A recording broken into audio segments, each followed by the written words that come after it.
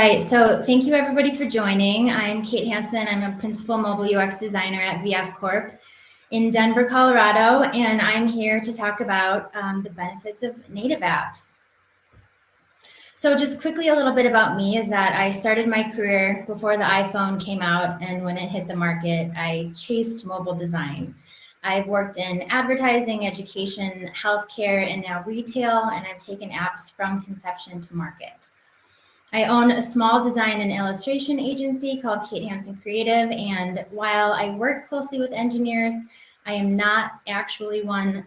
So if you have any technical questions at the end, I'll do my best to answer them.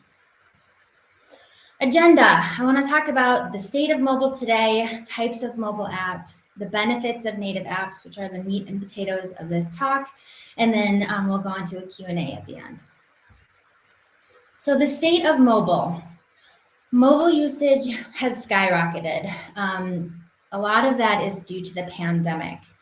And if you think about it, over the last year and a half, we needed our mobile phones to communicate, to connect with our friends and our family, and to purchase the basics. We did that all from our mobile devices.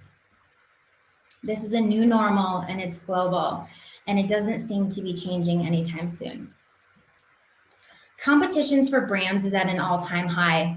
And if you look at your phone right now, you'll see that our brands are trying to talk to us. You'll see it through notifications and alerts, email marketing, and even text messages. The brands know that there's a high competition, which is why they're trying to reach you first. And we know that mobile apps have higher conversion rates than the mobile web. So what does this mean for mobile applications? Users are savvier than ever, and they expect good user experiences.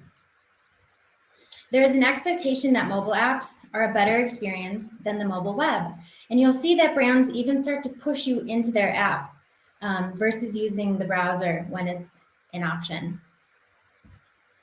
And users are not afraid to abandon bad experiences. They're not afraid to leave applications, and they're not afraid to delete them if they don't meet their needs. Something to remember in a time where stress levels are higher than normal and we find ourselves easily frustrated is that good experiences make good days better, and bad experiences make bad days worse. And it's important that we pay attention to how our technology affects users and how they feel. I want to touch quickly on the types of mobile applications because I think it is helpful to see in the context of this talk. So if we look over on the left, we have sort of the non-native aspect, and we're going to move toward the sort of all native side. On the left, we have web and progressive web apps. In the middle, we have hybrid and cross-platform apps.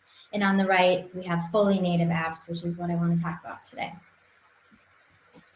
And for anybody that's unfamiliar on the call, a native app is simply an application that is designed, implemented, and installed on a particular operating system or a device type. So in this case, Apple and an Android. And if we think about UX and all of the things that have kind of led me to this talk today, the further the native experience, the better the user experience is. And for anybody on the call that is unfamiliar with UX, it's just simply how a user interacts with our products. There is a caveat, which I'm sure some of you on this call are aware of, is that building native apps are more costly and can take longer to get to market upfront. But I believe that the initial investment actually can save time and money in the long run.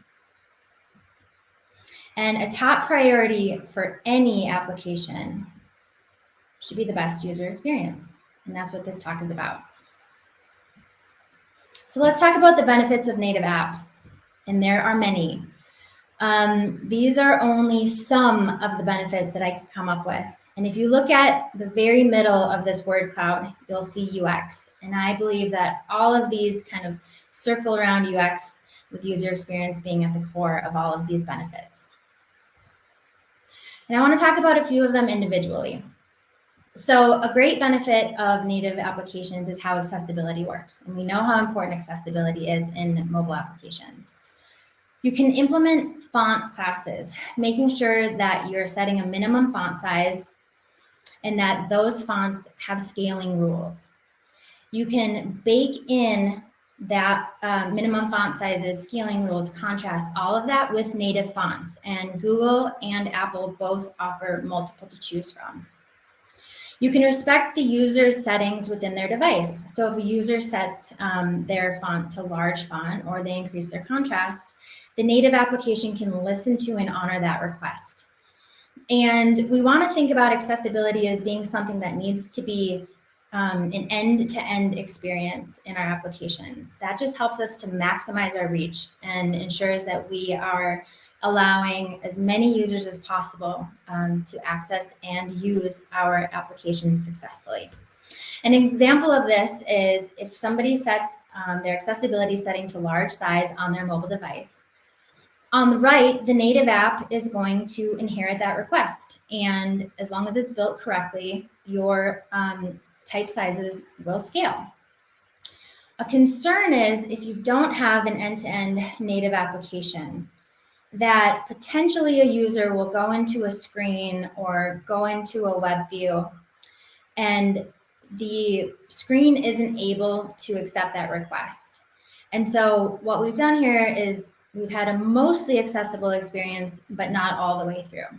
And so I think you can mitigate that concern as long as all of your screens are built natively and have the ability to adopt those requests from your device settings.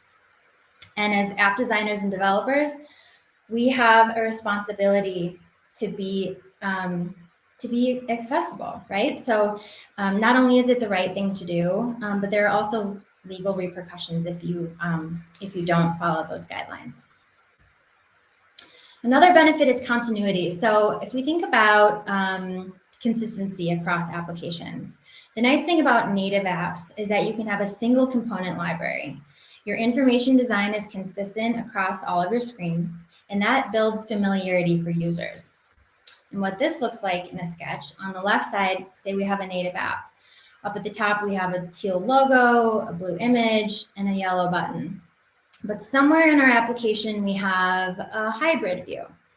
And on the right, what you'll see is now the location of that logo has changed. The CTA at the bottom is now a green button versus a yellow one. And we've kind of lost that aspect of continuity. And if you keep the app native all the way through, you don't have to worry about those different design systems and components kind of conflicting with each other. Users should not have to wonder whether different word situations or actions mean the same thing. Another great benefit is control, and this is a short version of the list, but I want to talk about a couple of them. So you can control a single code base with a single team working on a native application. You're not reliant on additional teams to create the native application. You have single authentication, meaning that a user only has to authenticate once within the application versus having to authenticate in the native version and then again in the web. You have added security, which is provided by a lot of the operating system. You can track sort of single sources of user data and analytics. And one of my favorites, and I think it's important, is that you can create guardrails around the application. An example of that is, and this is pretty common, that in support pages or support screens within an app, you can find HTML links that will link you out for additional information. And the risk there is that you have your user in your app and then suddenly you don't.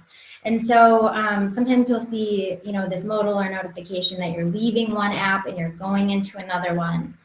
And what I would say is that if your top KPIs or key performance indicators for your app are retention and engagement, you lose both of those if the user is no longer in the application. And you're able to provide a stronger user experience if all of that support or help text or customer service, whatever that is, lives within the app, and they never have to leave your app to get that support. Content hierarchy is for sure probably my favorite aspect as a visual designer of native mobile applications. So we get to position the most important information first. And our primary actions are always visible on the screen. And the intent of the screen is clear for a user just at a singular glance. What this looks like is on the left, we have a mobile web screen. And what you'll see is there's kind of a lot of UI, right, or visual elements that live on top of what I would consider to be one of the most important pieces of content on a screen, which is photography. So say I'm shopping for a couch, and on the left, that image is pushed down, and I've seen brands where you can barely even see the image when you first land on the screen. On the right, what we have is that content hierarchy, or information and how it's organized from top to bottom.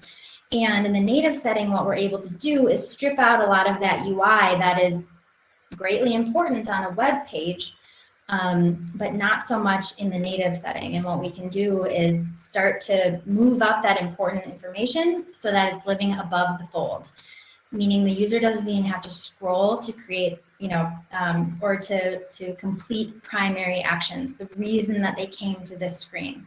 So they're able to do all the same things that you would within the mobile web, but it's a different experience because it's catered specifically for mobile. Because mobile screens are smaller, essential content should be prioritized and all extraneous content should be eliminated. And then last but surely not least, one of the greatest benefits of native mobile applications is performance. They run faster with less issues, less performance issues, and they reduce the instances of loading spinners. And I know you've all seen them, and I know that they're frustrating. And so what this looks like is, say you have a native screen on the left, which loads really quickly because it's, a native screen. And somewhere in here, you've tapped something that is now starting to load HTML content. And what you're going to see is probably a loading state. The problem with loading states in general, and this is just something that I would try to avoid at all costs, is that users don't know how long it's going to load for, they don't know why it's loading, and they don't know what is going to load. And so again, with native, it's just a lot faster. If you go from a native screen to a native screen to a native screen, a fully native application, you're going to mitigate the need for this loading process. An important statistic is that 53% of mobile site visits are abandoned if the page takes more than 3 seconds to load. 53% is over 1 in 2 users. And all of that to say, funny coming from a visual designer, is that technology should be invisible. And so for all of these reasons that I just kind of listed, and it's just only a portion of the reasons that I wanted to share, is that the user experience is seamless and it's easy. And yes, the user is going through, different tasks and doing different things in your mobile application, but they don't have any interruptions and they don't have anything stopping them, and they aren't, being shot out to other applications where they're not even engaging with your brand app anymore.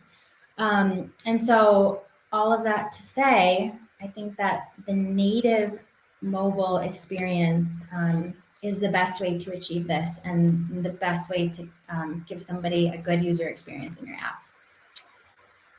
And I think with that, we hop into a little Q&A. So I just wanted to say thank you for listening. Thank you so much, Kate, for speaking tonight. I always get blown away with that 3-second statistic.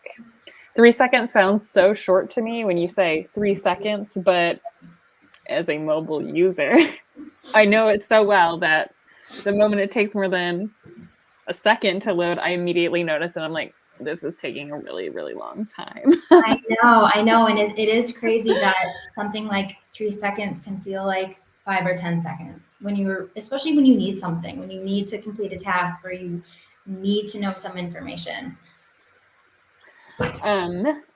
For all of this still, in this session, please feel free to drop some questions in the Q&A for Kate. We have some time to ask those. The first question that popped up while you were speaking is from Jennifer, and her question was, does non-native apps have poor UX?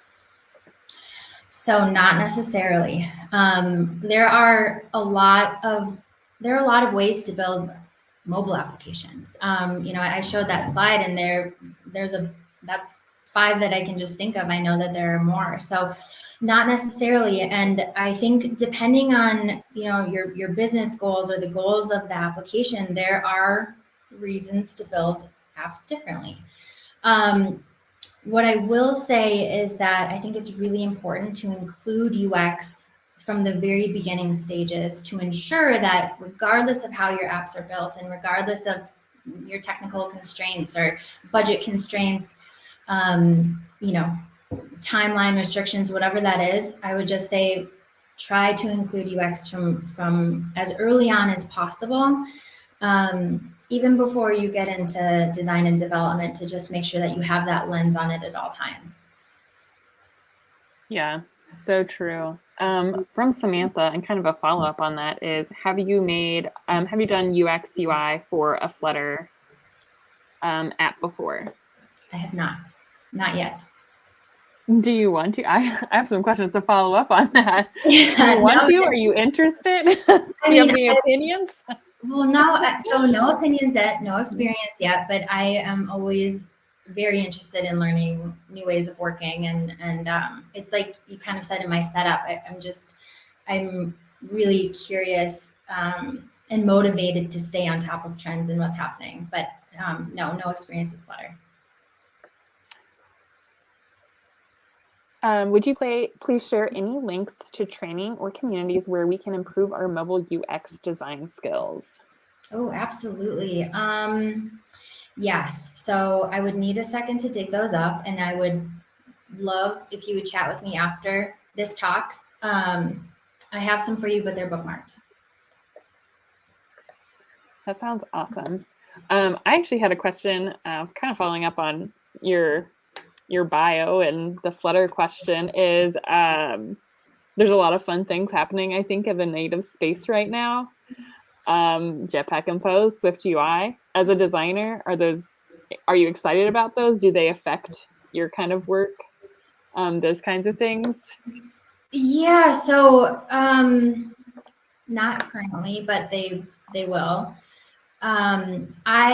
It's like I said earlier, I'm not a developer, I'm not an engineer, and I work very closely with them, and I'm always picking their brains, but I'm very much on the front end visual design UX side of it versus kind of the more technical how things are built side. A question from Brittany. I'm working at a company that is doing UX as we design and develop. I know this isn't ideal, but here we are. Any advice or resources you can recommend with a small team? Yeah, and I think your way of working is very common. And so maybe it won't feel ideal to you, but I think that's just the way that technology works sometimes. I would say I think it's just really important to stay up on research and trends. I don't have any specific resources right now that I can think of. I'm always reading, UX articles and blogs and attending seminars and webinars, kind of across all the gamut. So, I think it's important to stay brushed up on technology. I think it's important to stay brushed up on design, but there are also other facets of it, like accessibility and things like that. And so I try to involve myself in as many, technology conferences and webinars that I possibly can, just to make sure that I'm, staying up to date.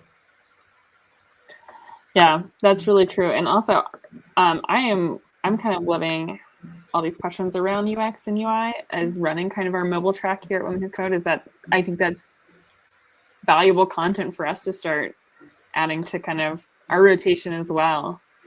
Yeah. Another question: building a native app is often put off due to the additional development costs. That's something you called out early on in your presentation. What, in your opinion, is the best approach there? To launch a native iOS or launch with a cross-platform web and mobile and then wait? Yeah, it's a good question. So it's kind of what I was saying. I just find there to be so many great benefits of native in general. And yeah, it does cost more and it can take longer. So it just, again, it kind of depends on your business goals. Is there a speed to market aspect that you're up against? React or cross-platform could potentially get you there faster. And I think that those frameworks are great. There aren't any detriments there, I wouldn't say at all. The thing that I appreciate about native is just that, Android users are getting a true Android experience, and same for Apple users. But I've seen great React apps, and I think it just really depends on what is the most important thing for your company. Absolutely. I am really excited about this question and to hear your opinion on it. In my limited experience, I've noticed almost all designers prioritize iOS over Android. Do most designers find Android to be a headache to design for? Well, I can't speak for any other designers other than myself. I have worked more in iOS throughout my career, and I've worked on a lot of products that are only on the iOS platform. However, Android tends to have more users sort of across the world in general. So I love designing for both platforms. They offer very different challenges from each other. And I think as a mobile designer, it's really important to be tuned into both. I have an Apple device. I have all Apple devices. But I also design for Android, so I enjoy both very much. Yeah, I've definitely come across that pattern in my career as well. I think that's definitely a skill set you have to learn on either mobile platform, is learning kind of how to transition an Android design to what it would be on iOS best practices, and similarly the other ways. That's a skill set that as a mobile developer, I think you also have to learn, just like designers have to kind of learn the patterns for both as well. Yeah, yep. It doesn't look like we have any more questions right now.